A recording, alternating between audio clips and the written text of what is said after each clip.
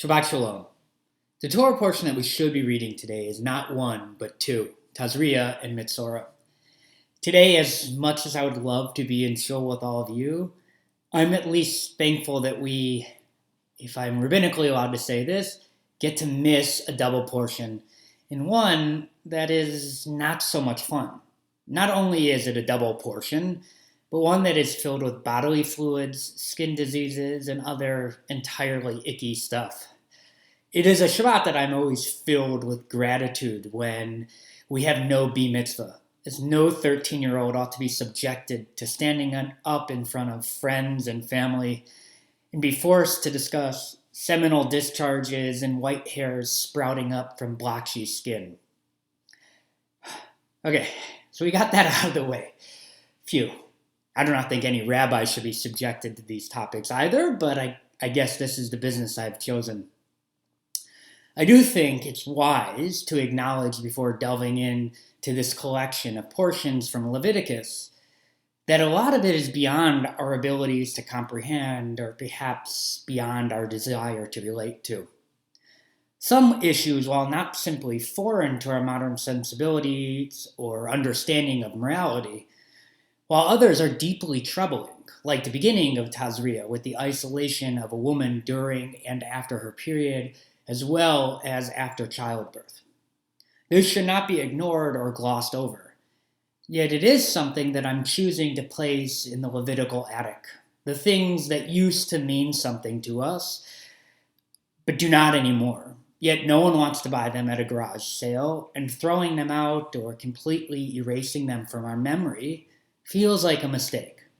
Censure does not seem like a Jewish value, especially when it's baked into our DNA. But I hope you'll excuse me if I leave this issue for another time. I am stuck on two key words from the second verse of our second portion, Metzora. One the editor employed, and one by its very omission.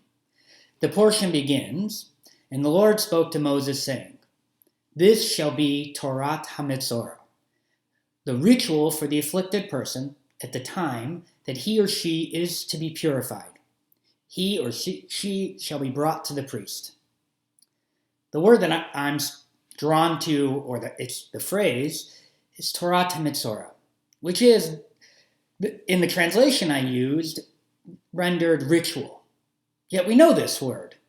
It's the same root and sounds exactly like the word Torah.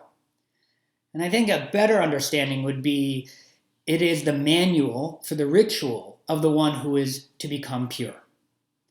But I like the poetic and literal force of saying the Torah of the one who was to emerge from impurity. Not only do I like its oomph that it packs, but I think it's a more accurate definition. And the omission is that the word ki is not in the verse. If. It is not if the person is to become pure, that this is what the priest needs to do, but when. And that is essential. When someone was removed from the community due to contracting some form of skin disease resulting in ritual impurity, there was no doubt that he or she would eventually return to the community. And here, a formal process for re-entry is being established.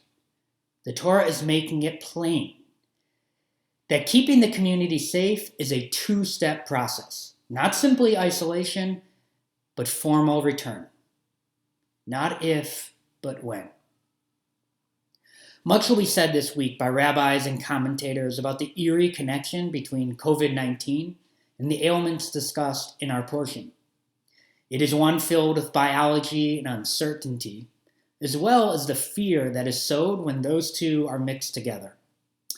We can certainly discuss at great length the diseases and the diseased. We can draw strength from the ancient Israelites that they got through this time of affliction and being afflicted, of the communal fear that must have been pervasive within the camp of the sick person. But that feels to me to be the Torah of the moment, while true Torah must reach beyond the here and now. I am sitting with the priest in the eternal truth that he represents. When someone contracted the mysterious diseases of our portion, the priest did not sit in his office, did not remain isolated within the tabernacle's inner sanctums, or sit fielding questions in the marketplace. He went out. He met the ill and fear head on. And yes, we can make the analogy to our frontline fighters today, but I'm resisting that too, because not all of us are healthcare workers or others who are forced or have chosen to meet this contagion head on. And God willing, this period of global impurity will end.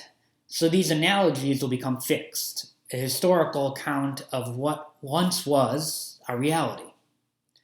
What makes Torah relevant and this specific lesson so meaningful, as well as why the book, the Torah, has been sustained, is that its lessons are horizontal. They reach backwards and forwards across time with no endpoint. The eternal truth is that we all possess the ability, the heart, and the idea of what the priest represents. Do not hide or wait, but seek. The priest does not wait for the person who has been sent out, experiencing shame and trauma along the way. He meets them. He himself, the instrument of God's holiness, leaves his post and uses his power for healing. At some point, we will all be healthy. But the need to be present and the need to use the full extent of our empathic, divine senses will never go away. Our lives are filled with moments big and small, where we can choose to be the priest, where simply being a person in the camp is acceptable, even society's expected norm. But as God says to the entirety of the Israelite community at the foot of Mount Sinai, we are to be a nation of priests. Now we have no temple, no tabernacle, but we do have full and unvarnished access to Torah. We are the priests. Exercise that calling. Execute the duties that allowed for us to get this greatest gift of our tradition, a book that asked us to be a community, and that community is commanding us to be present. Being present takes on many forms, and this period has taught us that presence does not only mean a physical one. May we always be present for each other, and we always have the strength and the conviction and the force of that presence to recognize that it's a responsibility, and it's a holy one. Seize it. Shabbat Shalom.